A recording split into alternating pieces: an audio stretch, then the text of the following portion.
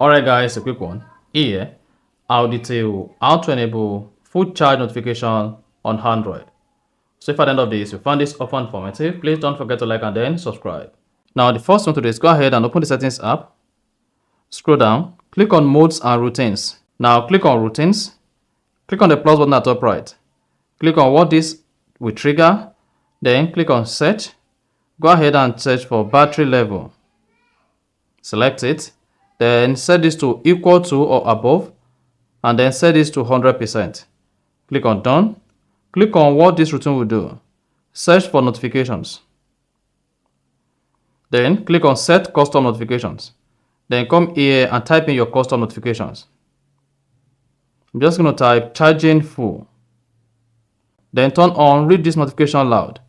Click on done. Then click on save.